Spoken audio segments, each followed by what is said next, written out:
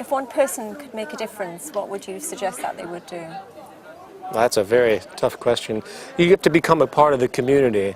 Singularly, you have to. It's not a matter of just individuals doing something. It's a matter of working together in a way that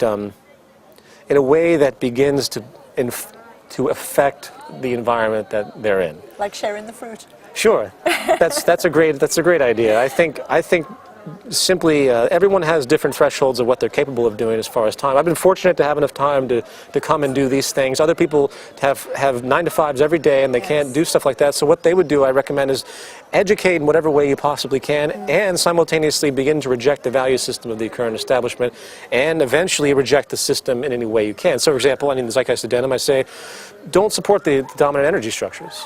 Go off, if you live in a rural area, and you can do it through time, make your home completely self-sufficient. Reject the established monetary consumption. There's an idea called a time bank, which I mentioned earlier. Oh, yes. And what that would do, I can see there's complexity to that, which I won't go into right now, but if people did volunteer and barter their actions in service, the great thing about that, apart from the altruism, is that it would hurt the establishment and hurt the economy, which of course is both good and bad because people do rely on the economy and eventually people would suffer because of that. In other words, there's a threshold to how far you can reject the system before people get hurt.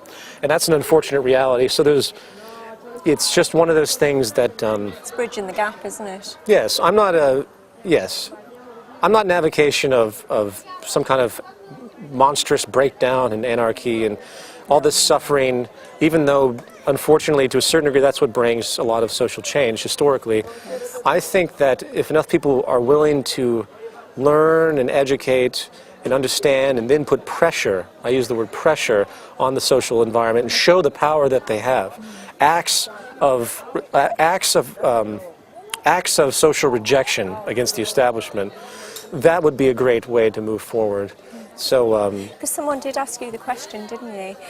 Like, do we need some kind of really big event to happen before we do change the system, or could it be done gradually? Yeah, that's a great question, and it's something I might address in the new film, or I will address in the new film, because there is an avenue, believe it or not, that could be gradual, and that's been talked about for about 150 years, and it's this gradual using technology to replace human labor, increasing the wages just strategically, but the more you think about that gradual step-by-step implementation of automation and abundance creation, you see that it invariably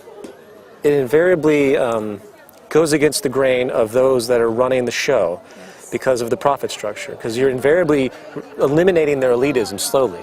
So not only are you eliminating all the problems, you're eliminating the elite. Yes. So there's only so far you might be able to go with an approach like that, and You're going to ruffle a few feathers. Yes, but there are certain I think you are ruffling feathers. there are certain areas that could happen. Like you have socialized healthcare in the UK. Why not socialized energy?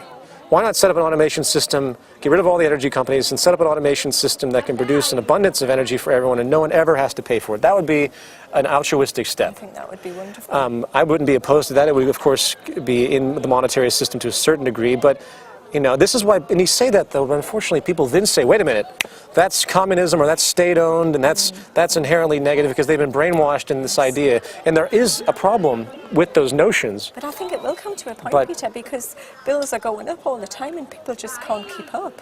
So something's got to change. I hope so. I hope so, yeah. I mean, the change really comes... I think the establishment can maintain a lot longer than most people think.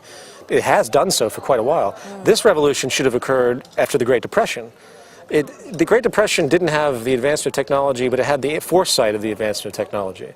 But something happened, and then, it just, the system, it just slams down, and then it comes back up, everything is great, slams down, people get upset, and then slowly they're placated again. And I think, as much as I talk about the collapse of the system due to technological unemployment, if the people don't understand the possibilities, they could still salvage the system. You're still going to have outrageous poverty and corruption. People just become more accustomed to it.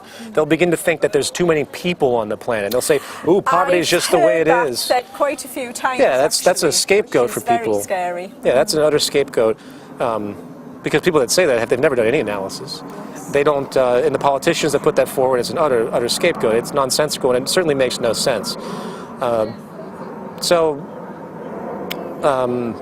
back to your original point, each individual person just needs to figure out how to engage their environment in the best way they can, specifically those that don't understand the movement, don't understand the ideas. I don't even care about the movement.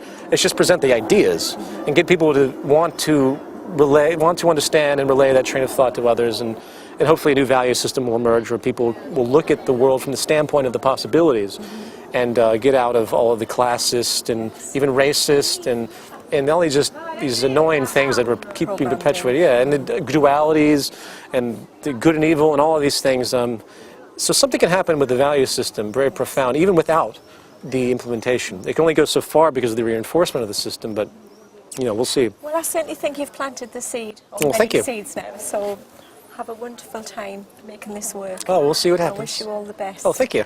Thank you so much. Okay. Thank you. Sure. Have a good one.